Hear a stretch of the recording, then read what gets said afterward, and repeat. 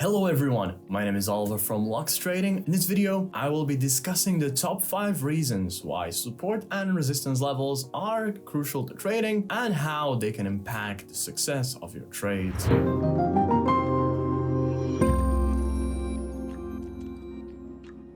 Reason number 1, support and resistance act as a barrier in the market. Support and resistance are the key levels in the markets where the price of an asset tends to stop and reverse. These levels act as a barrier to stop the price action from moving in a certain direction. When the price reaches a support level, it is much less likely to continue going down and it can bounce back. Similarly, when the price reaches a resistance level, it is much less likely to continue going up, or it actually may reverse and start going or bounce back down. By identifying these levels, you can make informed decisions on where to enter and exit your trades. Reason number 2, support and resistance levels can be used to set stop loss orders. Stop loss orders are probably the most important risk management tool. They are used to minimize losses on a trade, and by placing your stop loss before or after a support or resistance level, you can effectively limit your risk on the trade if it does not go in your favor.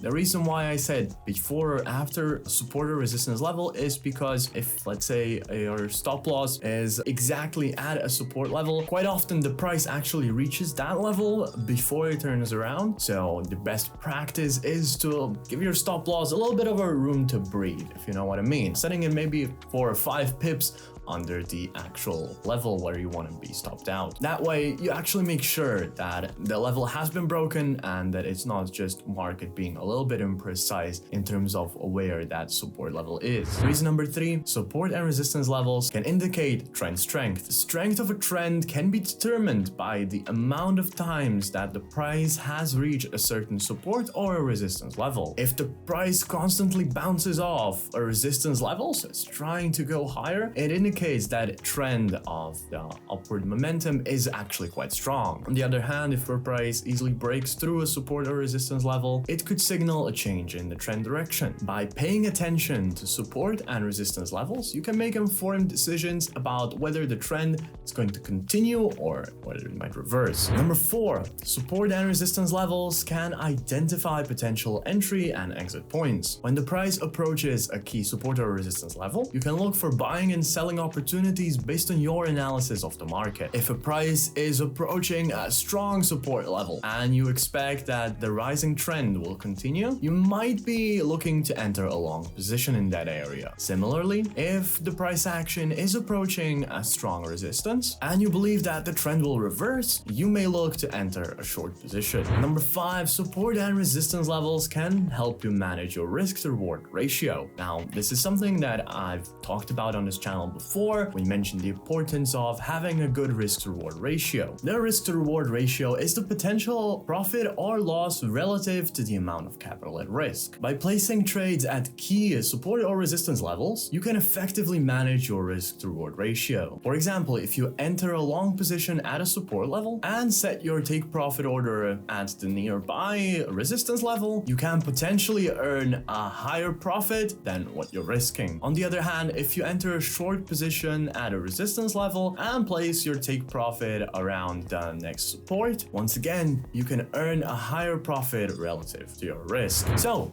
in conclusion, support and resistance levels are crucial in trading as they act as barriers in the market. They can be used to set your stop loss levels, indicate trend strength, find out your entry and exit points, and manage your risk. Generally, support and resistance levels are considered to be stronger the longer they have been in the market and the more times they have been tested. This is because a level that has been in place for a longer period of time and has been tested numerous times is much more likely to hold than a newer one. On a daily chart, the support and resistance levels will be likely much stronger than, for example, on an hourly chart because they are based on the price action of the entire day. There's typically more trading volume and trading data, which can make the levels much more significant. Similarly, support and resistance levels at the hourly chart will be much stronger than the 15 or 5-minute charts because they are simply based on a longer time frame and more data. It is important to know that support and resistance levels are not always exact and they can be already broken. However, they can still be useful as a way to identify potential areas where price action might have difficulty moving